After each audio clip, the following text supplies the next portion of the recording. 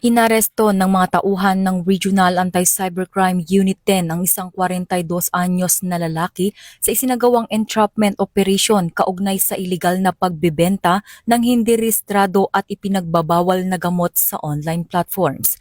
Ayon sa ulat, nagsagawa muna ng test buy operation ang mga otoridad kung saan nakabili sila ng hinihinalang produkto mula sa suspect.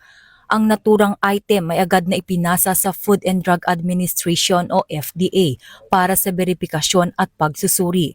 Batay sa resulta, nakumpirma na ang nasabing gamot ay hindi rehistrado at ipinagbabawal.